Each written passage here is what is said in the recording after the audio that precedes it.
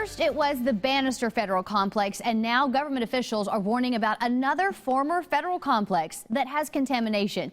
But there's a twist to this discovery that the government wants the people in the metro to know about. Amy Hawley visited the Hardesty Federal Complex today. She now joins us live in the newsroom with those updates. Amy? Well, Johnny, on tomorrow night, the GSA, the government landlord, will inform anybody who wants to know about the environmental contamination at the Hardesty Federal site that seeped into the ground on the 18-acre site northeast Kansas City. A couple of years ago, a New York nonprofit group saw the longtime empty World War II site, knew it was contaminated, and thought, this place is fantastic. We want to buy it. Like the train, people drive along Independence Avenue at Hardesty in northeast Kansas City with little notice. Traffic blows by the strangely unnoticeable 18 acres of the former Hardesty Federal Complex. The friendly fence says, don't come in and we're not coming out.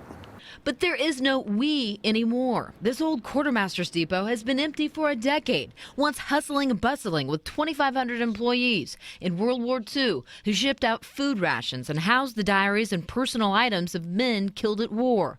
Today, it's an industrial wasteland, an eerie historical place that now houses thieves and asbestos and underground contamination from military supplies and fuel.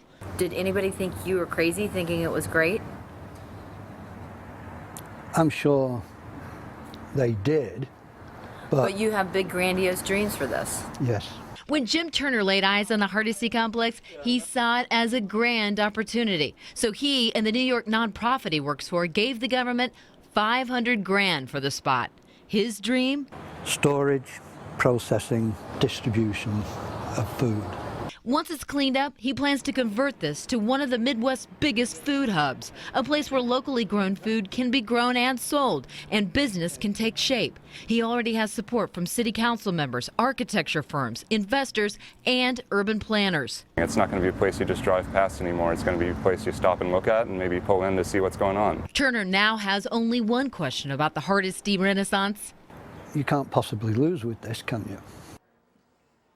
Well, Turner knows it will cost the government millions in a few years to clean it all up, but there is one spot that's not contaminated. He wants to start developing very soon to bring new life to that area. The GSA will outline the extent of environmental damage from wartime at a meeting tomorrow from 4 o'clock to 8 at the Public Library's Northeast Branch on Wilson Road. In the newsroom, Amy Hawley, 41 Action News.